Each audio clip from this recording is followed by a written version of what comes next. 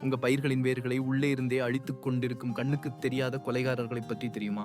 இன்று வரை லட்சக்கணக்கான ஏக்கர் பயிர்களை அழித்த இந்த வேர்ப்புழுக்களின் ரகசியங்களை தெரிந்து கொள்ளுங்கள். இந்த வேர்ப்புழுக்கள் கரும்பு, நிலக்கடலை, உருளைக்கிழங்கு, நெல், கொய்யா, தென்னை, பாக்கு, புகையிலை போன்ற அனைத்து முக்கிய பயிர்களையும் தாக்குகின்றன. மழைக்காலமான ஜூன் முதல் டிசம்பர் வரை இவற்றின் செயல்பாடு மிக அதிகமாக இருக்கும். மே மற்றும் ஜூன் மாதங்களில் பெய்யும் முதல் மழையின் போது தாய் வண்டுகள் வெளிவந்து இனப்பெருக்கம் செய்கின்றன. இந்த புழுக்கள் பயிர்களின் சல்லி வேர்கள் முதல் முழு வேர்த்தொகுப்பு வரை உண்டு 20 முதல் 80% வரை சேதம் விளைவிக்கின்றன. தாக்கப்பட்ட செடிகள் வாடி காய்ந்து போவதை காணலாம். இதை எப்படி கட்டுப்படுத்துவது? முதல் மழையின் போது இரவு 7 முதல் 10 மணி வரை விளக்கு பொறி அமைத்து தாய் வண்டுகளை கவர்ந்து அடிக்கலாம்.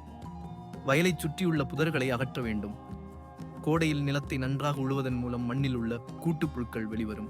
அவை வெயிலில் காய்வதோடு பறவைகள் உண்பதன் மூலம் கட்டுப்படுத்தப்படும். ஒரே பயிரை தொடர்ந்து பயிரிடாமல் பயிர் சுழற்சி முறையை கையாள வேண்டும். விதைகளை மருந்தில் ஊற வைத்து பயிரிடுவது முக்கியம்.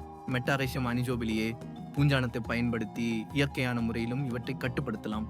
இந்த முறைகளை பின்பற்றி உங்கள் பயிர்களை பாதுகாக்கலாம்.